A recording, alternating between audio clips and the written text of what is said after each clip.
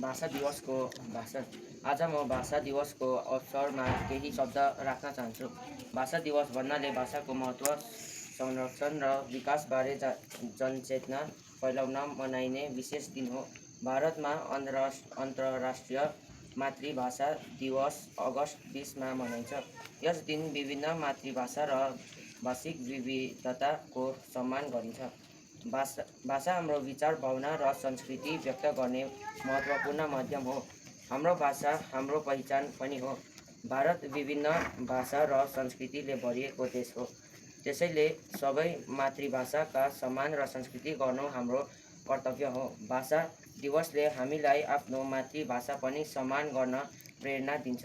हामीले आफ्नै भाषा बोल्ने, सिक्ने र यसको संरक्षण योगदान गर्ने प्रयास गर्नुपर्छ। धन्यवाद। नमस्कार सबैजनालाई, म दिव्या छेत्री कक्षा 7बाट तपाईँहरूको सामुख एउटा कविता लिएर आइरहेको छु। मेरो कविताको शीर्षक छ अनेकतामा एकता र यसको कवि हुनुहुन्छ शोभाकान्ति थेगिम। अनेकतामा एकता। म तिमी जस्तो, तिमी म जस्तो, फेरि झगडा किन के कस्तो, आउ न साथी मिलिजुली बसौँ घाम जुन जस्तो, नदी पर्वत मिल्न सक्छ हामी किन के कस्तो, रङ जात र धर्मले के गर्छ संसार थाम्छ कर्मले, आउ न साथी सत्कर्म गरौँ कुना कुनामा खुसीको रङ भरौँ। धन्यवाद।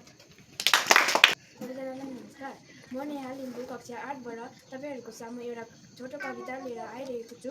मेरो कविताको नाउँ छ भाषा हाम्रो पहिचान।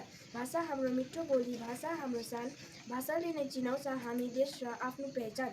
मातृभाषालाई माया गरौँ सबै भाषाको मान, भाषिक विविधता जगाऊ बढाऊ नेपालीको सान।